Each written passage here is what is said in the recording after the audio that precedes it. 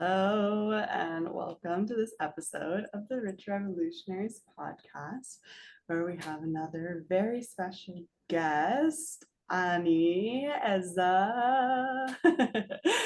Lovely to have you here, and I'd love for you to introduce yourself to the people. Tell us who you are, what you do, what your magic is in the world. The red carpet is rolled out for your grand entrance. Thank you for having me. It's a pleasure actually to be here. Um, and well, to be honest, I'm not used to talk about myself a lot. So try my best to introduce myself in a proper way. So I have been an elementary school teacher for 18 years and a healer also for a decade. I have a wide experience, like 10,000 sessions on hands experience now. And my magic actually is merging the polarities, if we're getting straight to the topic. Light and darkness together to create wholeness, because I'm so sick and tired of people in the healing world being so obsessed with light and renouncing and neglecting the darkness, which is totally part of our human nature. So Mhm. this is my thing, my superpower. Yes, and I've been loving witnessing you leaning more and more into that zone of genius and owning your superpower of being both the queen of the dock on the world and also this light star being sprinkling your fairy magic dust everywhere you go. And how, for those of you who aren't watching the video version, Annie's sitting in a dark room right now because it's night where she is, and also the light is shining so brightly on her face and like just illuminating her inner radiance. So she is not only speaking about those polarities, but she's really embodying it without even trying. So tell me more about how this polarity integration and dance has developed into Seeds of Bliss. Okay. First of all, it is encoded in the name of the brand, like the seeds are inhabiting in the dark, they are planted in the soil. And then when they sprout and grow, then we are talking about the bliss, which is all about coming out into the light. But we cannot thrive in the light. Imagine it as if we are plants. We cannot grow and thrive into the light if we do not have strong roots. So roots are in the darkness always. Everything is created in the darkness always. Like darkness is the creative universal room. Mm-hmm. Even when we are in our mom's belly, we are in the darkness. We're not out in the light. Mm-hmm. Yeah, like So darkness is all about creation. Without darkness, we have no creation. In the light, we expand, but in the darkness, we are born. mm-hmm. Yes, you're speaking my language. So before we get into that, which there's so many threads I'm gonna pull and weave with you, I want to let the people know how we actually know each other. And we have met through a collaborative summit called the Light Language Summit, which is being launched into the public as we speak. It'll be live in 2026, where a group of global light leaders are going to be sharing their zone of genius, their magic with all of our soulmate people that are here to receive what we have to offer. And it ranges from Akashic records readers to we have some voice specialists. We're still calling in an AI, conscious AI and system specialist. So if that's you, reach out. And so much in between. We have some like water goddesses in there. And through this summit, we have gotten to know each other. And I feel like we're kind of just at the tip of the iceberg. And each time we're popping in the same chats. Now that we're in quite a few together, in the Mirrorship, the Born to Be Wild Challenge, the VIP space, I think, and Light Language Summit.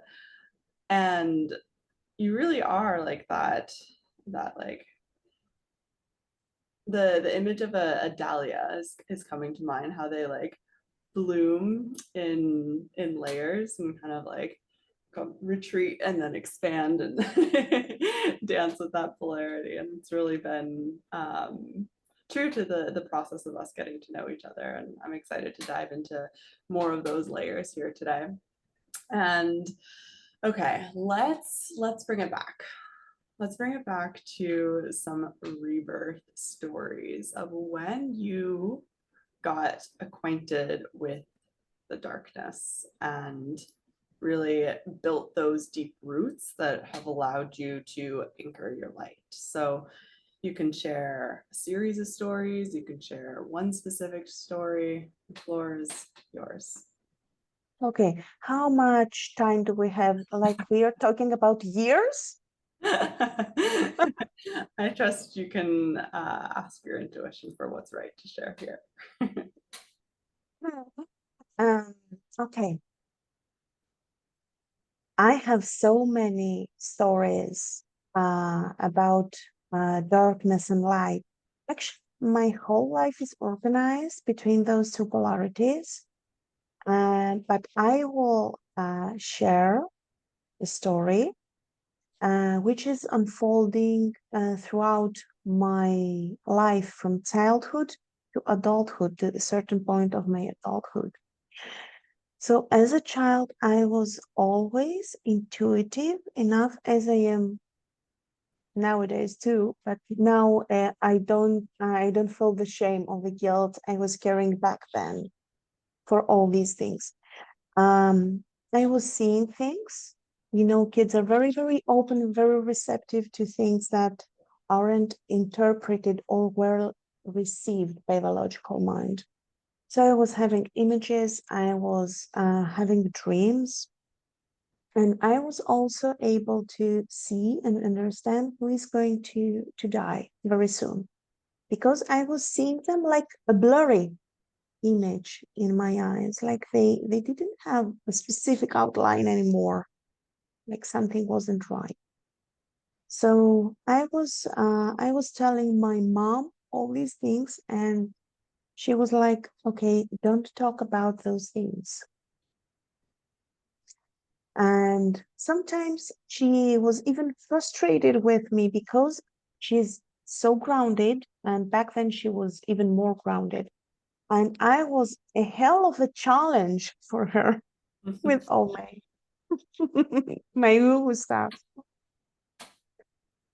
So I had to silence myself. The information kept coming, but I was not allowed to speak about anything of those things.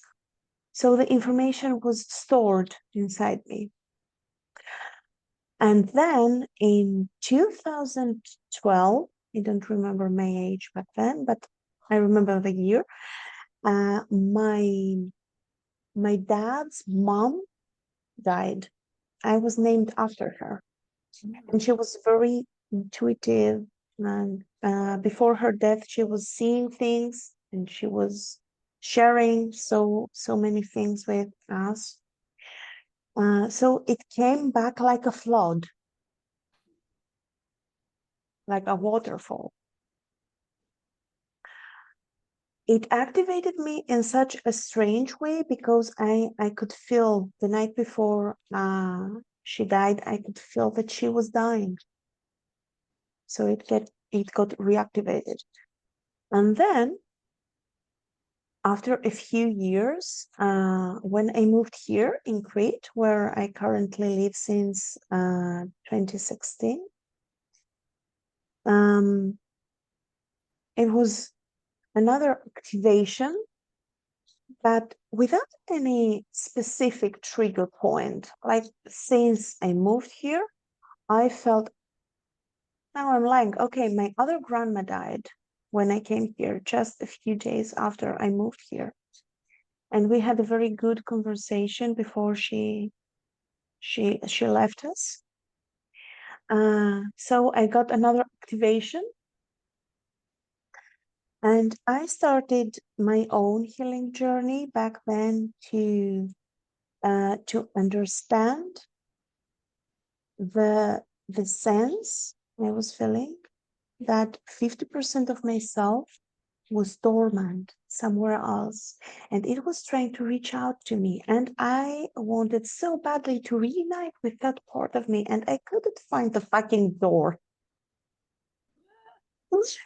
I had tried therapy since 2012, but it wasn't like healing. For me, healing was the right door to open. So my healer back then was always suggesting like you should be trained to be a healer. This is why you're here for. You should go to training. So I went to training, and this is where the whole healing thing began.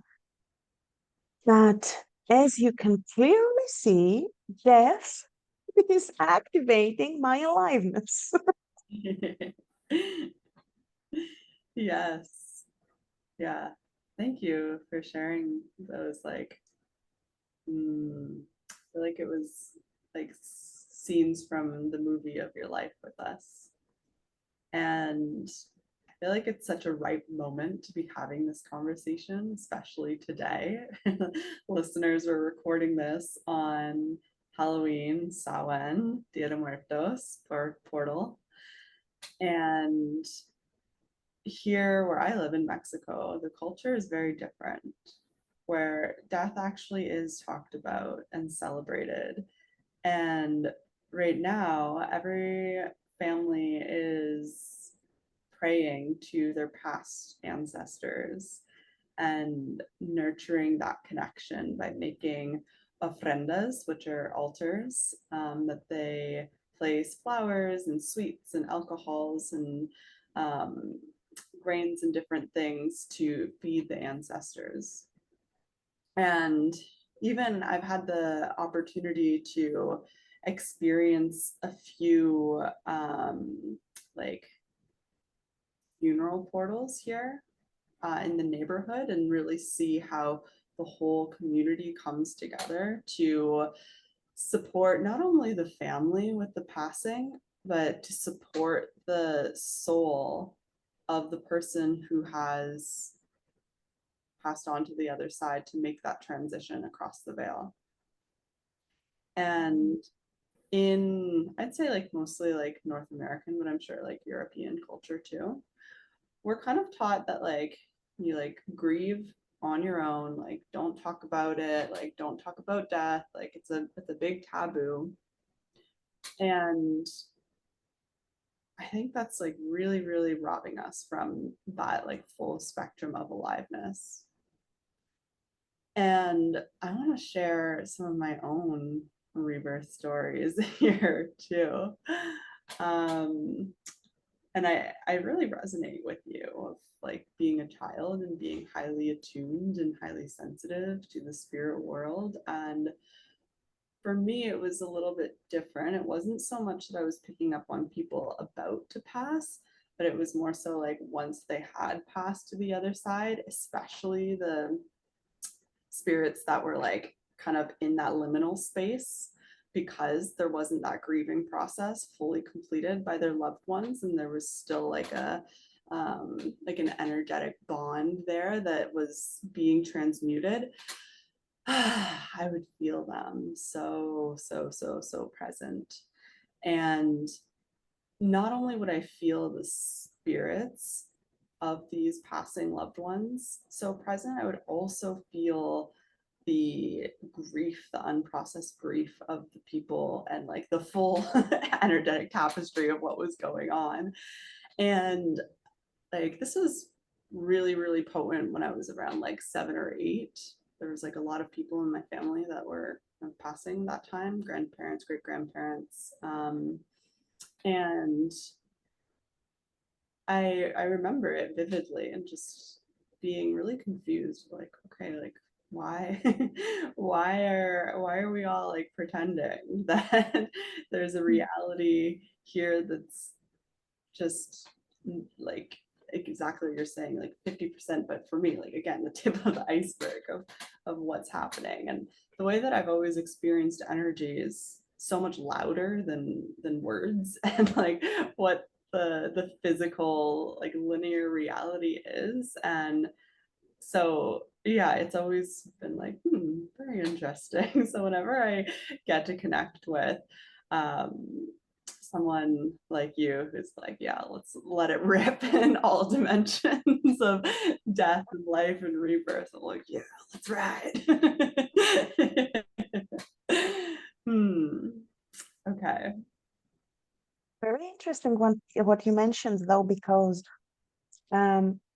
I think it's proven these days that only 10% of our communication is through our senses, and another 90% is through our feelings and intuition. So there you go. 10% of your reality is what you see and hear and sense, and another 90% it's on another dimension.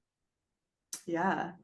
And like another dimension that is not all separate from that like physical dimension. And that's something that I always like want to illuminate in my spaces, and through a concept that I call psychic leadership. And really what that is expanding and evolving our awareness to lead with that extrasensory perception, so that we're getting closer to having like 100% of the picture of what's actually the vibrational truth of a situation, and speaking to that, responding to that, and inviting the people in our spaces to do the same, not by telling them what to do, but by modeling a different way of being. Because like you said, it's there for everyone, it's in the collective. And it's not a matter of like, I'm going to train you how to do this. That's how I started off when I was also in my like healer era. Now my approach is more so, I'm just going to go first, and I'm going to move through the world like this is completely a normal standard of reality until other people catch up and want to participate in that with me. And yeah, I'm having so much fun with it. I love to witness people go through the process of like getting triggered in the different layers of how we've been told things are or should be. Like waiting to receive an invitation or permission to start a conversation, or having like a length of time that you know someone before you talk about certain topics, or what are the other ways that I trigger people? So with that like attunement to energetics and emotions, I'll like really, really feel when someone wants something and they're not saying it. And so I would love for you to share like from your perspective of what it was like when we first had a conversation. I love this topic. Okay, this was a very interesting interaction because I had a very controversial experience, and this is what called me to go deeper, actually, because it was controversial. So I was feeling like I reach out to people only when I feel pull. So it's a yes, a clear yes, or a clear no. So I reached out to you, and when we jumped on a call, although I was feeling, this sense of knowing you, of belonging, of sharing a common ground, which I wasn't aware what the common ground was. I also felt like I was contained in a very narrow piece of clothing. And it was, and what the hell experience? What's going on here? And it was awkward and it was uncomfortable. And it was like um I had a zipper in my mouth or someone talking instead of me. It was very, very interesting. And then I decided to, thank God, to trust my intuition and reach out to you again and tell you, hey, this was awkward, isn't it? Is that the case on your end too?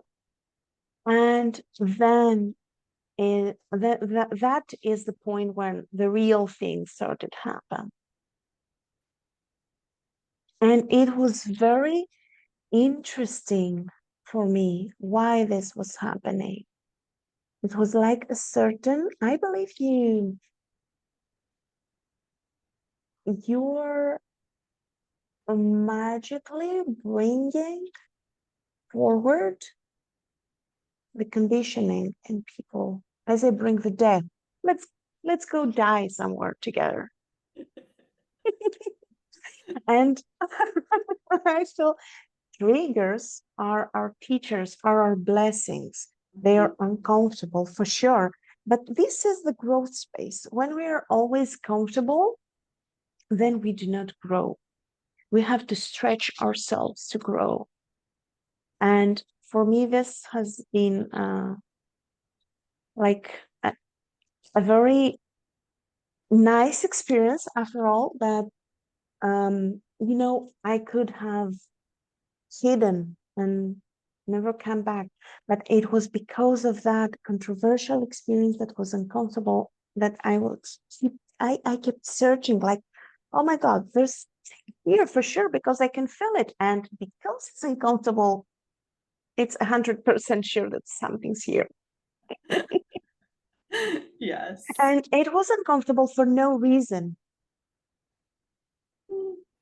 Like There was no profound. Yeah. It was such a fun experience. It was. And like my side of that is like, okay, yeah, I see you and I feel you. And I felt that mask of like that straight jacket, what I call like the type of the clothing, a straight jacket of like an old identity that's like clinging on, that's ready to be integrated with our soul essence more.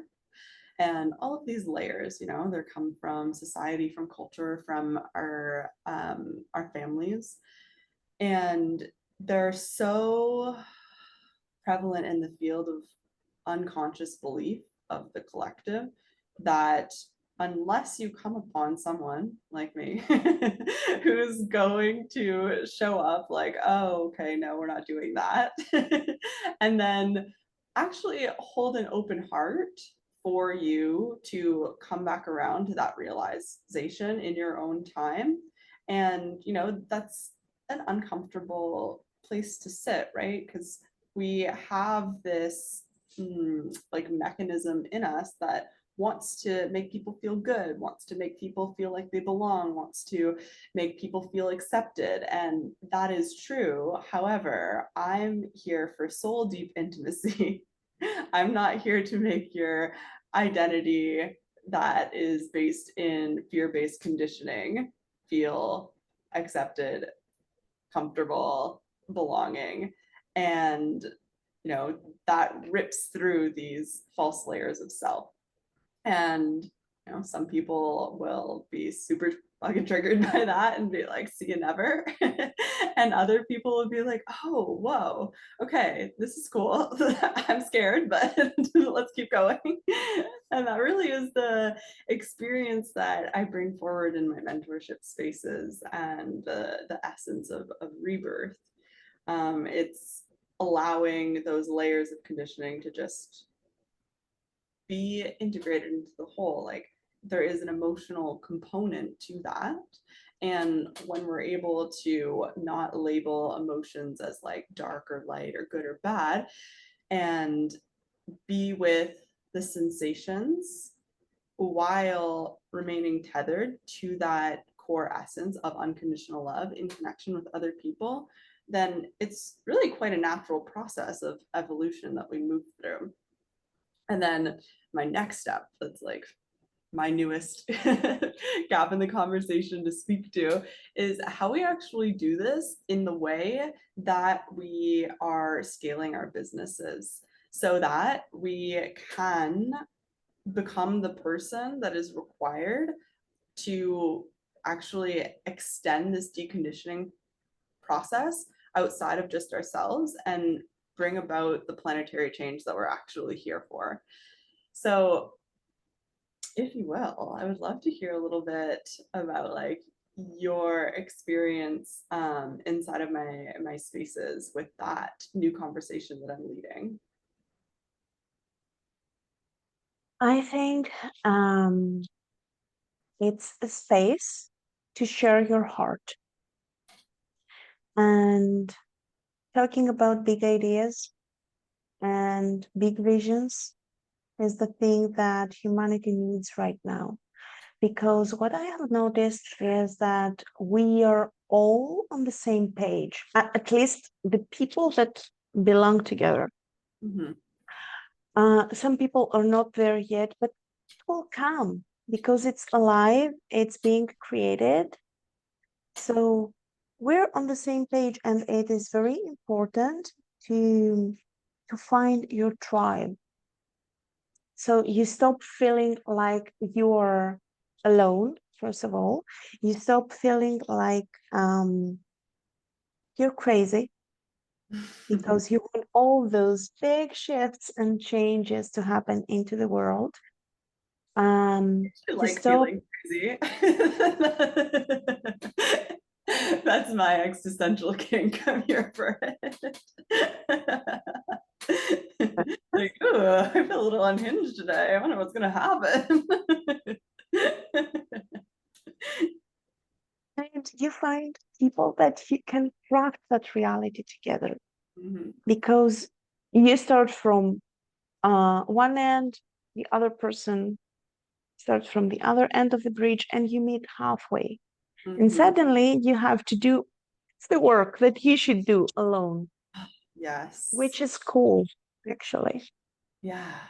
Yeah. This like collaborative leadership model is so good. It's just like that exhale of like all the pressure. And I even felt it in my shoulders like relax when we bring this into the conversation, because like that old paradigm of the leader sitting on the top of the mountain or the pedestal and like, I have all the answers, I'll tell you what to do. It's like, you know, some people may still choose that path, but what I have found to be a more fulfilling and actually like expedited path is to lead with people, like get on the ground, roll around in the dirt together, and be in response to each other, because you're going to have codes that I'm not going to have and vice versa. And when we can build those bridges instead of building fires between us,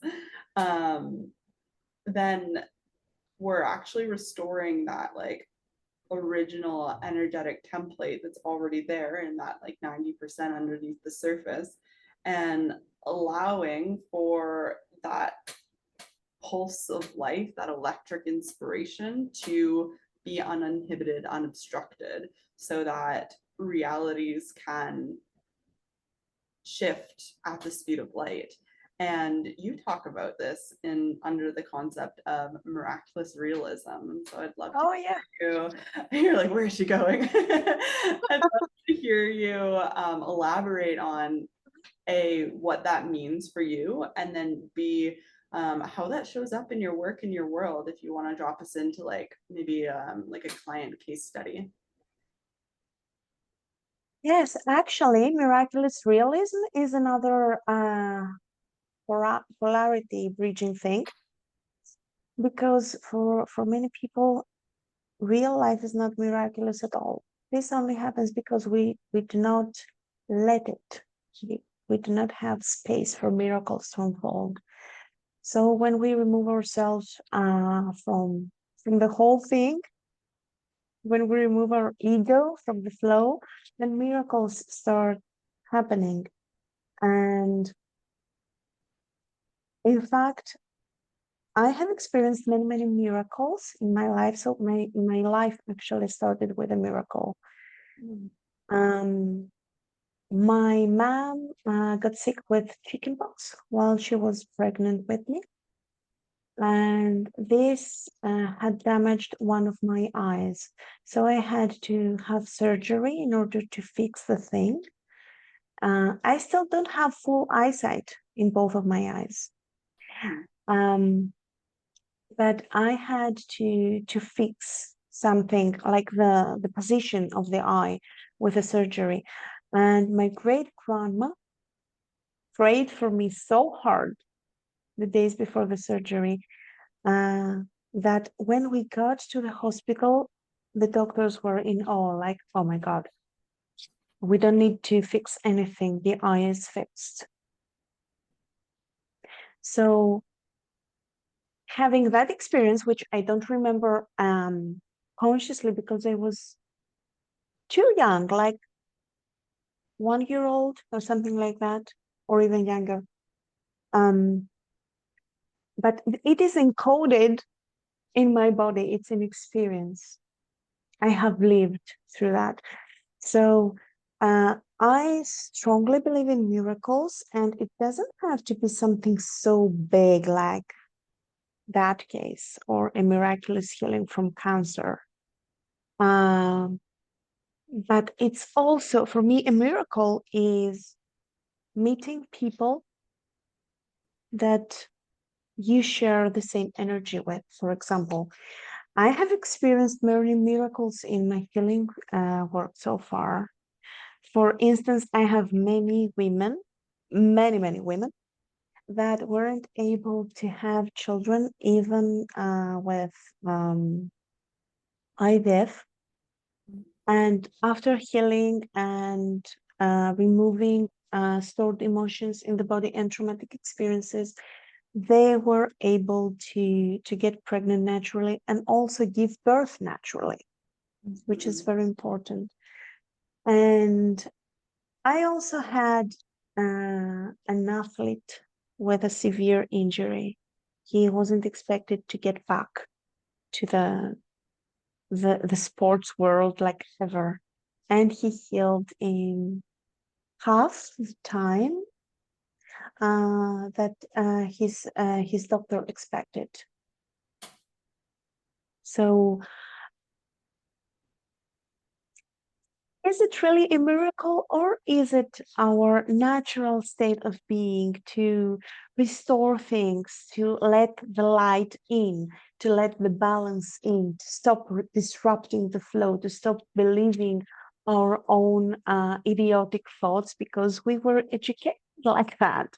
You know, you shouldn't heal so fast. Says who? You shouldn't be able to have children naturally. Says who again? Where is it written? You can do whatever you want with your life. You can create anything and everything that your heart desires, as long as the intention behind that is pure. If your intention is pure and it's for your highest and best, and the highest and best of the collective, and those two things go together always. If it's not for the highest and best of the collective, then it's not for your highest and best. And you have misunderstood the whole concept. So if your intention is pure and it's aligned, then permission granted, go. And if a door is not opening, then it's not your door. Try the next one. So Yeah. we can create anything, anything. We are living in amazing times. It wasn't like that for the previous generations. Even our bodies these days are so flexible. So flexible. They can heal so much. They can heal so fast. They do not age so fast. And this whole thing with aging is also a lie that we have bought because it was so well marketed. Right? Oh yeah, I have chills. So like there's kind of, if we want to play with polarities, two ways we can look at life. Like nothing is magic or miraculous, or everything is magic and miraculous. And it really is your choice, and you get the opportunity to choose again and again in every moment. And what you said there about like all of these experiences with quote unquote miraculous healings, it's really just this reframing of what our natural state of being is as miracles and magic, which is essentially just unobstructed flow of life force through our bodies. And I love what you said about our bodies like being different now. And this is something that I've felt so deeply evolve through my lifetime. And where do I gotta go with this? So like I'm a bit of a DNA geek. And I studied a healing modality for a while called theta healing. And we actually learned how to get into the DNA level and repair things. And I like to like be really intense and go to the next level with everything. And not even consciously, you know, it just is my original template as a double Scorpio. um, so as I was like experimenting with this healing modality, there was a few instances where I just like, you know, be in that theta state, doing like hands-on work. And all of a sudden I was like transported to this like liminal space where I could see someone's DNA structure and like actually like see where there were like epigenetically aspects were like turned on or turned off. And as the more I focused in, the more this like golden light came in to like adjust the structure of the DNA. And it was like really, really profound. And then after that, I was like, well, if this can happen with somebody else, like what's possible with me? So I intentionally was like reprogramming my DNA structure to hold more light. And what happened is that it actually transforms from like a carbon based structure to a crystalline structure that naturally is able to perceive the multidimensionality of reality versus like just three dimensionality and all at once. So this was, when was this? This was like in 2021, right before things got a little spooky in my world, so to speak. But I want to bring it back even further to my own experience with miraculous realism. I've had so many. And this is one of the many near-death experiences that I've had, which each time of like being at that threshold, that 0 point, I like come back and remember more of who I actually am and have this like renewed lease on life. And this time is when I was hit by a car as a pedestrian and ended up in the ICU for a week. I had several bone fractures, like my pelvis was broken on both sides, my leg is broken. I have like these facial scars, I don't know if you've noticed, because my face literally busted open, pretty intense concussion. And during that process, I had a strong sense of like, everybody's freaking out, but like, I'm all right in here, you know, like everything is as it's meant to be, like, don't worry. And my body actually rejected all of the drugs they tried to give me.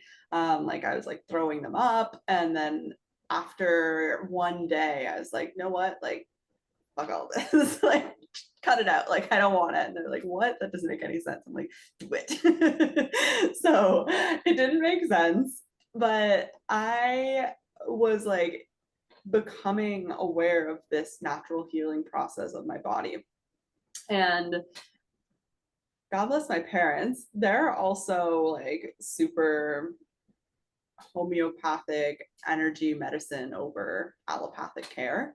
And so when I got discharged from the hospital, they hired a healer to come like reset my energy. And at the time, I was so in denial. I was like, I don't believe in that bullshit. Like, what do you mean? Like, that's crazy. But like, whatever. Like, what do I got to lose, you know?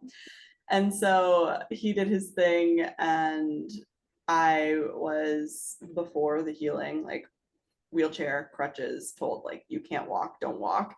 And then he did it and he's like, okay, now walk. I'm like, okay, great. So started walking. And this was like a couple weeks after like broken pelvis, all the things. And like my sense at that point was like, oh, he just gave me permission to do what I already knew I could do, and the doctors were telling me that I couldn't. And so then my like team of physiotherapists and occupational therapists and all these things was like rolling out their protocol. And like 1 month into it, they like gathered me and they're like, all right, we're going to create the plan. And I'm like, actually, I'm done. Thank you so much for this month. I'm going to go do my own thing now. And like the day that I came to my physiotherapist and I was walking, he was like, what? Like, this doesn't make any sense. I was like, okay, thanks, bye. And then I moved to Australia for a year or no, 6 months. But yeah, I wanted to share that just because like what these systems and structures of mainstream business, healthcare, which is a business, you know, like law, we can get into all of the industries that are all businesses that are like for profit and extractive. There's nothing wrong with profit. We want profit, but like you said, it to be in alignment with the highest good for you, for the collective, and for the person that you're like one-to-one experience with, or one-to-many, whatever it is. Because then it's honoring this full cycle of reciprocity that is the original template of the universe, of reality. Otherwise, when we're doing something to like extract in this like transactional way, it's actually creating like breaks in the energy system that we're all existing within. And that keeps cause and effect rippling into what we're seeing now of most people living in that straitjacket of like, oh, this is who I am because this is who I've told to be, from literally birth at a hospital to preschool to the don't even get me started on the education system. I know you're still there, so you have a lot to say too, I'm sure. But like all these stages, these touch points of like, this is who you are, this is who you are. It's like, that's not who I am, and you can't tell me. Ooh, I didn't know I was gonna get so fiery, but I think you could have guessed. So, okay. First, I'm going to steer us into cyclical living, which is a way to honor that like cycle of reciprocity with our own experience. But I also want to give you a chance to like pull any threads from what I said, because I just kind of said a lot of things. Okay, I think it's not a wise choice to get me started with the Western medical system because I want to burn it down to the ground. It's only for the profit. It is structured only for creating clients. Yeah. They don't want healthy people, they want recurring clients. End Yeah. of story. It's a sick care They, system. It's not a yeah, healthcare system. yeah, exactly. They want you sick to take care of you and sell to you medicines and doctor appointments and stuff like that. And the educational system is another tragedy, another level of tragedy, actually, because we take the future, which I have the privilege to be in touch with when I work with children. Work with children should be sacred because you get the chance to bathe yourself into the life force of the future. Mm. It's a different level of existence when you work with children. So the instead of honoring their wholeness and expanding it and nurturing it and nourishing it, the goal is exactly the same. How do we heal and rapture this wholeness? How do we cut off their connection to the source? How Mm. do they? How do we kill their spontaneity? How do we kill their authenticity? How do we condition them? Yeah. I will stop here because, again, how much time do I have? I mean, maybe you'll be a reoccurring guest. Who knows? Yeah, anytime. If you want to dissolve and burn down things that aren't for the highest and best of the collective, count me in. Let's do it. Okay. So yes, like death and destruction. Like we could kiki on this forever. Like for people who are watching that are like, whoa, okay, like sure, and now what? Cyclical living. Yeah. Enlighten us. Okay, cyclical living is the natural way of living, actually, because okay, I will start on another point. Yeah. We make so much fuss about climate change, for instance, and we forget that we have disrupted every single cycle in our bodies, in our existence, in our emotions, and in nature. We are part of nature. And as we know, what lives within is projected all around us. So if we disrupt every cycle within us, how can we respect nature, which is moving in cycles? And Mhm. actually, the whole universe is organized like that. Imagine years, Mhm. small, big, bigger ones, smaller ones, creating movement, touching each other, and creating a movement which is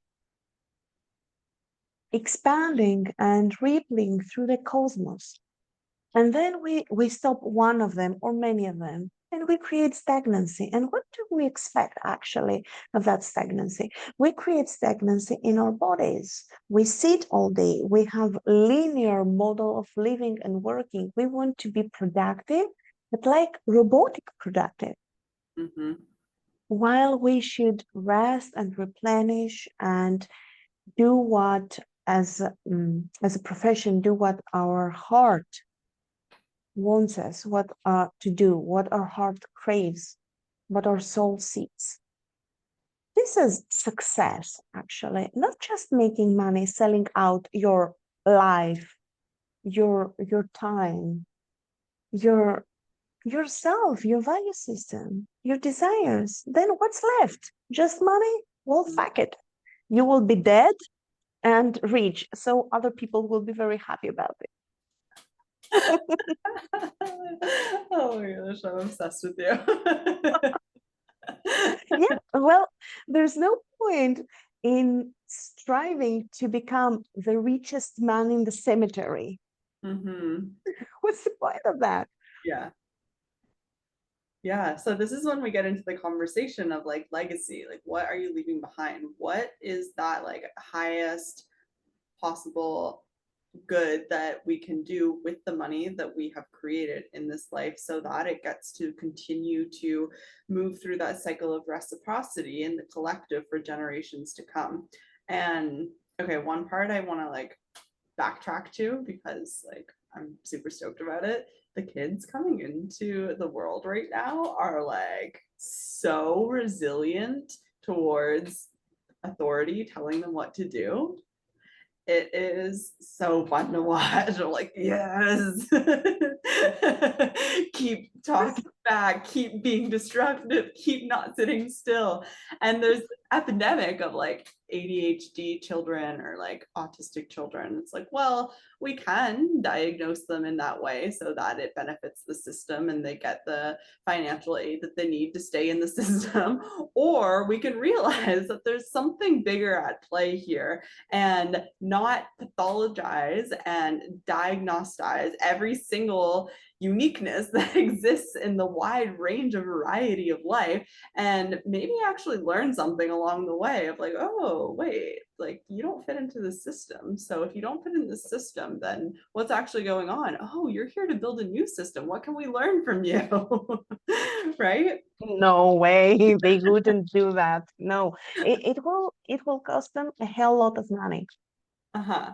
Well, the thing is like with anything, with any movement, there becomes like a critical mass or like a point of no return. And I believe that we are like right here, right now, reaching that point collectively where people are becoming more and more aware. Our DNA structure is like becoming more and more crystalline. Our energy bodies are growing stronger and stronger and stronger. And so we get to have that perspective, find our tribe, weave legacy through generation together, and actually create a new reality. And like the other system that exists is going to like, just as our egos structures do, fight and cling and like put up a big tantrum when things are shifting and evolving, as we can very clearly see it's playing out on the world stage. I don't even know what's going on, but like even if we're thinking of like the earth, like all of the natural disasters that are happening is like the responsiveness of the earth's energy system to the destruction and the like maltreatment that has been happening. And so like there's this forcing function that's happening at this point of no return. And when we want to choose to work together to open our perception to the 90% reality that's always been there underneath the surface and work towards creating a new future and leaving behind a new legacy instead of looping in the doom and gloom and the death and destruction. It's not that we're like saying like, I'm not going to pay attention to that. It's like, yes, and what is this creating? What new reality is becoming possible through this process of death and rebirth? And that is the legacy conversation that I'm here to lead. And I don't want to do it by layering the old business paradigm of like hierarchical leadership of like 1% has all the wealth, of 1% has all the answers, and creating in that way. Like I've tried to do it. It's not working. It was never meant to do it that way, right? And I can't remember if it was before we started recording or if you mentioned it throughout here, but you're in Katya Nova's mastermind space, the House of Gold, and her tagline for that space is like, for those who are meant to do business differently, or sacred freaks meant to do business differently, I think is her tagline, which is so brilliant. And like she so like geniusly walks that line of like, okay, like I'm gonna wear this mask to like, you know, be this person in the world, and then you're gonna come into the real deal behind the scenes and I'm gonna tear it off and show you what the heck is actually up. Yeah, I don't know how I got on that tangent, but love Katya and what she's doing. What I'm doing is also proposing a way of doing business different, where we're not only creating the content differently, but we're actually creating the context differently. And rather than, okay, like, what are we building to, like, you know, get this money milestone, get this amount of people in a space, get, and like dress it up as feminine business. um, what are we actually building? What is the 100x vision of what we're doing together? What new reality are we weaving that is that legacy that is left not only for me and my family, but for the collective at large? It's not just more money, more speaking opportunities, more people, more attention and press, which you get to have all of that too, because we get to leverage that to build the 100x vision. And when we're building anything, like, I like to say that the intention is the energetic scaffolding that allows creation to build upon. And like, so I'm proposing this new way of building businesses that sets in place different energetic scaffolding. So rather than it being like scarcity, urgency, subtle manipulation laden, it is co-creative, it is abundant, it is giving people platforms to build this together and actually meeting the vision with structure that is not going to look like any plug and play strategy from the Basic Fit Business Playbook. And there's a threshold. I'm having a really big deja vu moment right now. There's a threshold that we get to walk through with that, where all of those layers of conditioning that literally started at that birth point in hospital, from all of the stages of growth in education, in the workforce. If you've had a stint in corporate, I also did not do that because I said that is not what I'm here to do. But we get to like actually turn those experiences and like dissolve it into this raw material of energy that is fuel to build the new thing. And actually, from that process, you'll notice that there are specific codes in each of those experiences that are giving you the exact strategy to build the new thing if you have the eyes to see it. And so this is very, very different approach than like, okay, this is what, you know, all of the top billionaires of the world are doing to be successful in their business. So like, let's have our beautiful heart-centered vision and like put that strategy on top of it and like go run with it. It's like, okay, like I've tried to do that too. I can't. I get so fiery. I get so like, this process of death happens in my body because I'm not meant to do it like anyone else. I am meant to create a new way forward, not only in content, but also in context. I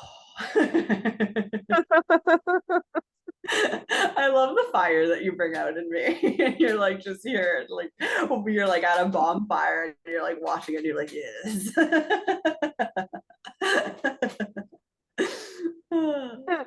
Fire creates. Without fire, we cannot create. And the old paradigm is shedding, thank God. I have been waiting years and years to see that happening.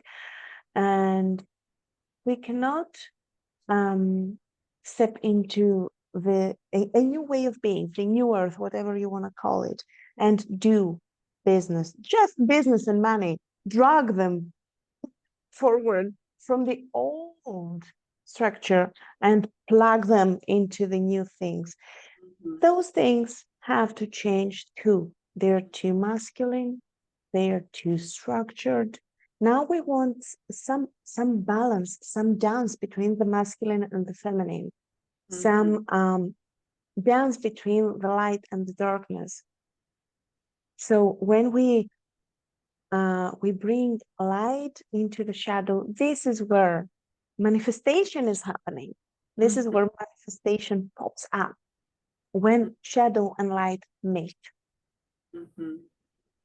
Yes. This is the magical thing of the times we live in. And it's very interesting. Everything is dissolving, and sometimes it can be scary. It's okay. Even I can see it even in myself. I have taken so many leaps in my life. But sometimes when a bigger one than ever before is approaching, there's a part of me saying, "Are you crazy, woman? Again?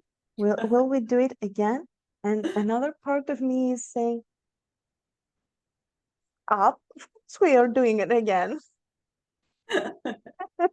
Yeah, right, those two different parts is like your soul self and like your ego self. And like what I do in my world is I say, hey, let's actually not like fight and say like we're going this way, no I'm scared, like oh fuck you, we're going anyways, and be like, oh, let's move together in a dance in harmony and like integrate those inner polarities. Because if we're like still fighting ourselves, and you know it's not a perfect process, I definitely still have parts in myself that are in conflict that I navigate when I'm making these big leaps myself. And like, can we create spaces where we're not just talking about business, about what moves we need to make to get the goal? We're not just talking about emotions and not giving them any direction to go. We're like actually bringing those two conversations into the same space and allowing that space to be co-created so that all the voices in the space get to contribute to that conversation. And then when we come against these like thresholds of like, oh shit, like, am I crazy? And the little part of ourselves that's been conditioned since birth is like, oh my God, it's not safe. I'm so scared. It's terrifying. There's actually a collective to hold not only the like little part that's like terrified, but also the like a big expansive vision of where we're going. And this is so powerful and potent that this is the whole point of why these systems of control and separation have been superimposed on our original template. Because when we are operating together in harmony, and you know, harmony is a dynamic dance, it's not a perfect balance, we're unstoppable. Yeah, exactly. If they cannot control us. And by the way, when he said, "Am I crazy?" I had an internal answer popping up like, "Yes, I am, and I fucking like it." Yes, exactly. It's like reframing the perspective on these like thoughts and feelings. Like when I have terror come up, it's like really closely associated now with excitement. It's like, oh, I'm terrified. Oh my God, amazing. That means I'm doing something right. Because the experience of terror is actually really the experience of freedom with some layers of conditioning on top. And when we actually have freedom, like, what are you going to do with it? And this is a question that I've been asking myself over and over again, and why my like 100x new birth vision is so crystal clear. And I know what I'm creating, I know where I'm going, and now I get to actually, well, it comes from two perspectives. One, bridge the divide between the what I like to call the basic bitch CEOs who have all of the strategy and like have kind of forgot the vision of like why they're doing it to build that vision. And then the other end, the wild visionaries, which are the ones who have the vision, but they haven't really quite figured out how to bring it into the body and bring it into this shared reality yet. So I want to hear, to close out this conversation, what is your vision for an ancient future? Okay, well, that's that's vague. Okay, if I have enough time to live in this planet, I will start from the big things, which I like most, and then move to the present moment backwards. I would love to create a holistic hospital with so many different healing and medical specialists in it. But it will be only about restoring the balance, no recurring clients. We heal you and let you go. And best case scenario, we also give you the manual about what you should do to stay like that, because it's fixed now. So here, stay like that, please. And then I would love to build a school, but a holistic family school. So it's not like the private fancy schools in which you pay and you're in. No, there's not a chance that I operate like that. So you have to be committed. In order for your child to get in, you go in like all in, the whole family system. You get trained all together about how to hold space for these new age children that are suffocated by the current educational system. So you really want to step out of the old. Otherwise, you're not accepted. I'm so sorry.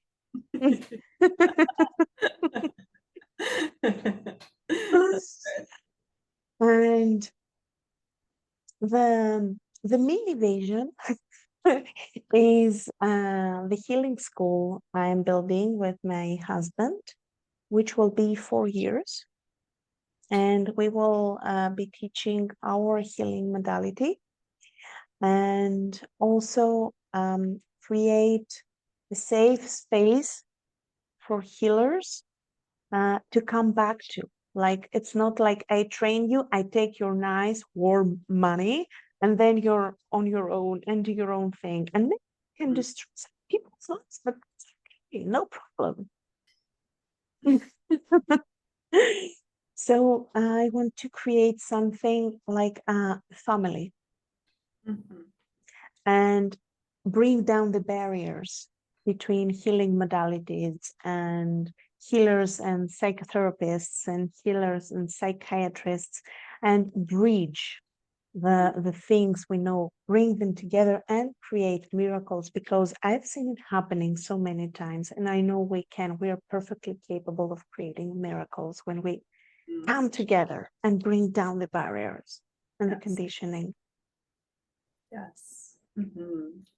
I literally feel like a warmth emanating from my heart space, because this is also part of my vision too. Mine has very many big components that I've repeated so many times in this podcast, and I've kept you over an hour now, so I'm not going to go into too many details.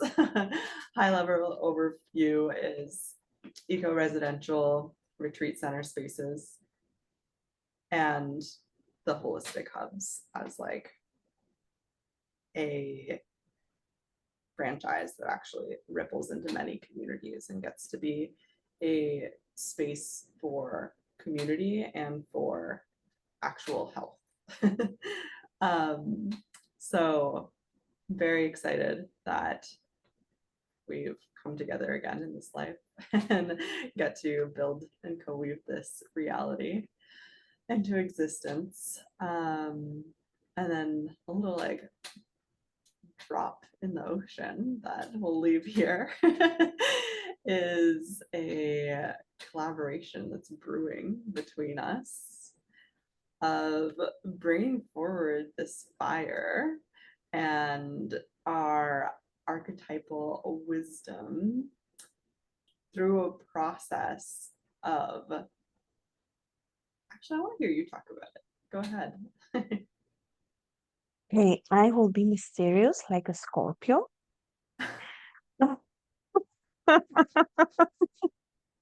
So the whole idea is to walk people through the archetypal wisdom in order for them to reclaim their fertile internal void in order to be able to create anything they want in their life like that in an instant.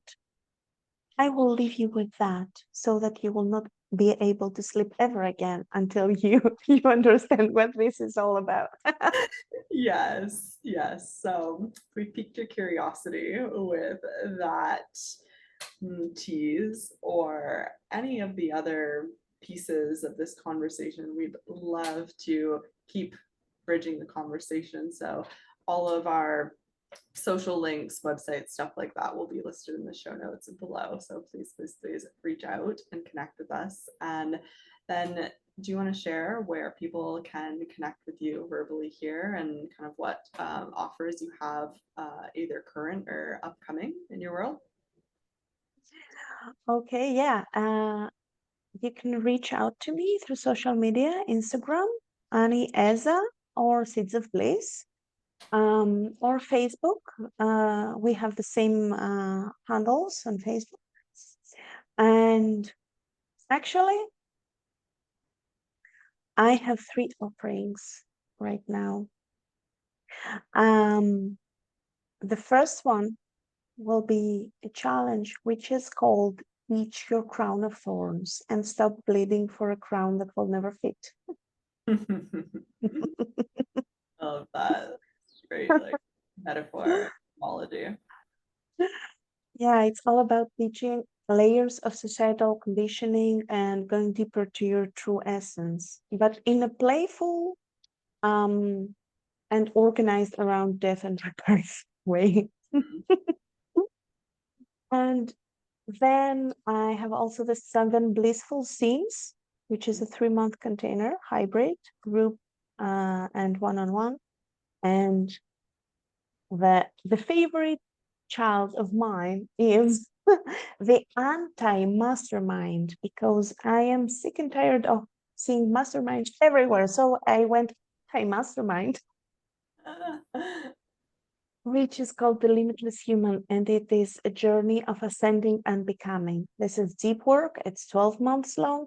It is in the process of creating. So the first cohort will be the founding council, actually, of the with potential collaborations and work opportunities for all the people that will participate in that.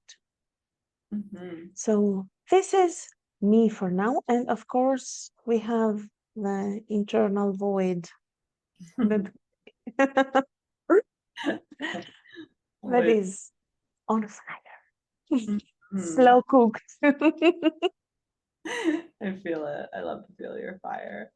And I'm gonna stoke your fire a little bit here by asking you to share a little bit more specifics about what makes your anti-mastermind so different. Yeah, that's a very interesting question. Actually, how I love the polarities together, death and life and stuff like that. So in masterminds, we are usually get taught to craft the offerings, to earn the money in a new way, but still it's a bit linear, a bit masculine. In the anti-mastermind, you will understand how to become wealth, how to become the source, how to become one with the source, and how to manifest it, or even better, let it manifest in every aspect of your life: health, love, money, business model, so that you are never in scarcity again. This is my ultimate dream for the human being. This is why it's called the limitless human. It's all about merging the limitations of the human experience and the human physical body and the limitlessness of the spirit and the soul. Yes, thank you. Thank you for being you, and thank you for everything that you are bringing forward in your world and in all the worlds. This has been such a nourishing conversation, and I'm so grateful that this is just the beginning. Thank you for having me. I always love talking with you, and maybe in the future we can offer people a sneak peek into our DMs. This is the real juice over there. What is happening in the DMs, going back and forth, and how ideas are unfolding. Yeah. Oh my gosh, that's such a good idea. I dropped a prompt in the Born to Be Wild challenge the other day of like show people your DMs. Like a lot of people are showing the, stripe graphs and um the views and all of these vanity metrics, which like that's cool, pop off. I love to see it. I do it too. And like I want to see how you got those numbers. Like what kind of conversations are you having? Show us that. But then like that's the next level really is like what kind of conversations are you having when you're with your collaborators? What's that look like? Juicy. I love that. Thanks for leaving us on mm, that fertile seed. Mhm. Always. My pleasure. And thank you, listeners, for moving through this conversation with us that felt more like a journey and a remembrance. Mhm. I Until had a good time, really. next. Mhm.